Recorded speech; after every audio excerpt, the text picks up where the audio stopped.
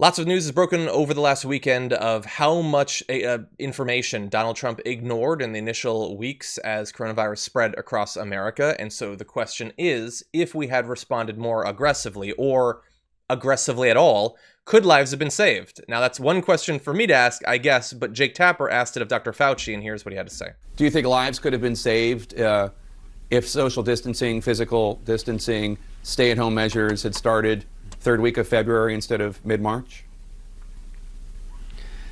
You know, Jake, again, it's the what would have, what could have. It's very difficult to go back and say that. I mean, obviously, you could logically say that if you had a process that was ongoing and you started mitigation earlier, you could have saved lives. Obviously, no one is going to deny that.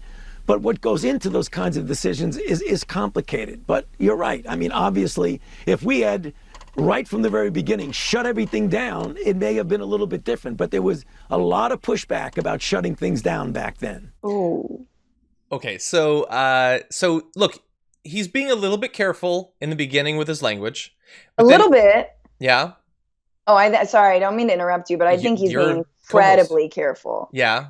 In fact, I think what's staggering about that clip is how careful he's trying to be. Mm-hmm. I mean, he says he has like 3 different qualifying, like, you know, I mean, it's hard. The decisions are hard, but sure, of course it would have been less, you know, there would have been fewer deaths and it would have been better. But like he keeps on qualifying it, which shows that he is actually very scared to contradict or make it look like this president did anything wrong. Yeah, and look, he gives all the qualifications, but the interesting thing is one qualification that he gives at the end when he's like, okay, fine, yes, I admit, if we'd been more aggressive, if we'd locked things down as he was being instructed to, lives could have been saved, but there was a lot of pushback. I don't remember exactly what word he said, but it was effectively like there was a lot of pushback, which is one thing to say, but we know who was providing that pushback. The most important person, Donald Trump, was providing the pushback.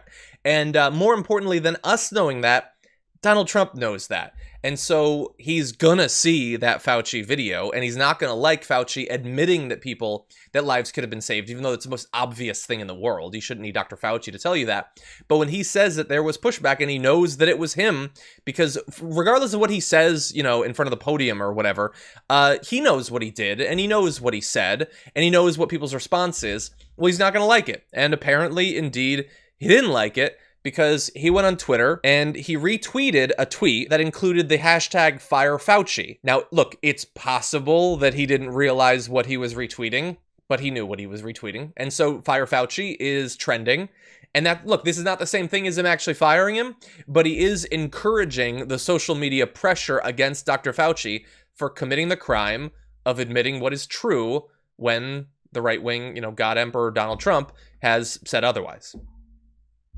This guy, I mean, this is the other thing about being baited on Twitter, is that he's not only baited by the opposition and people who hate him, he's baited by his own base. I mean, he's the definition of just a moralist blowhard. I mean, and this is the thing that, you know, like that, I'm sure that person was like, geez, I didn't mean to get this retweeted. You know, like I was just trying to, you know, call him a cuck or whatever. Like, I just feel like this is what's so scary about this administration is it's this like, you know, 4chan to White House pipeline that goes through Breitbart and then Fox News and then goes right to, you know, the president himself, or you just skip all those steps and you straight up have him retweeting things like this. Yeah.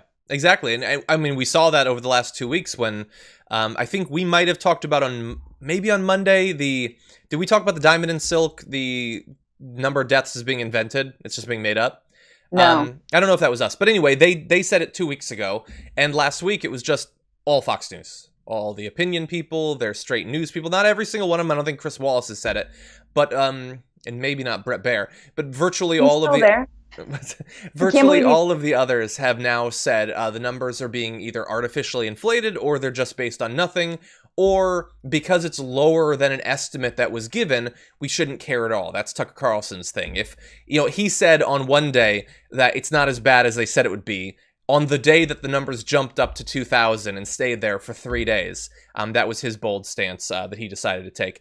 And they've all now agreed that, you know, a couple thousand Americans dying every single day is not that big of a deal. Why are we freaking out about it? But anyway, Yeah. I'm curious for the people in the audience. I'd like to see just your gut feeling. Does Fauci, there's a question I'm going to ask you. Does Fauci last the week? If you believe that he does last the week, I want you to put a 1 in the comment section. If you believe he's going to be canned before the end of the week, put a 2. It's just trending, and he hasn't himself put a hashtag fire Fauci, but obviously it's on his mind if he's retweeting that. So give me the 1s and 2s, and we'll see what you think about Fauci being willing to admit that that pressure was probably coming from inside the house. And while those are coming in, Mark Davis sent us a super chat. Hi from nowhere, Kansas, home of the Spanish flu, which is funny because are you familiar with what he's referencing there, Francesca? No, I just laughed. Okay, Anyway. well, it is funny anyway.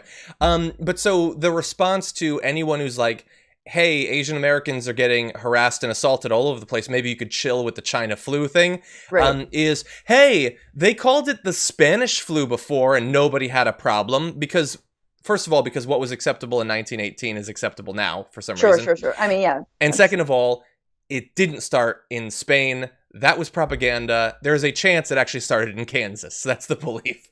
So it was propaganda at the time. Yeah. I am seeing a mix of 1s and 2s.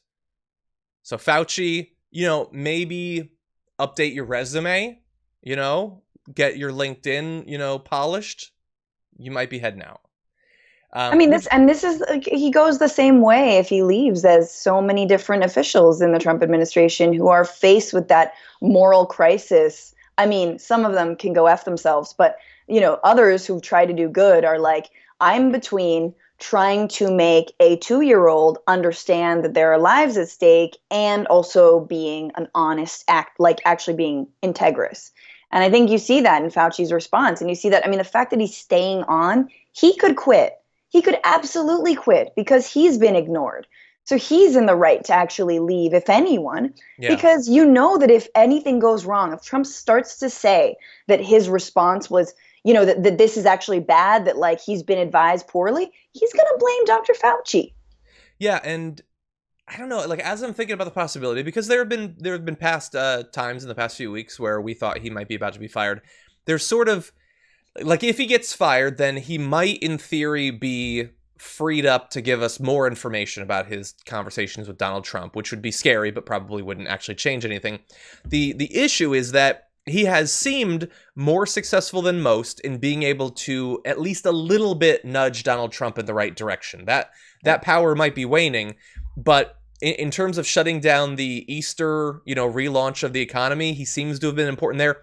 By the way, on the day that Donald Trump was saying, damn the torpedoes, we're going to reopen the economy, like over 1,500 Americans died that day on Easter. So that would have been a great idea. And I don't know. I hope that he doesn't. Anyone who has influence and who doesn't seem like an absolute monster in the White House needs to remain there as long as they can, I think.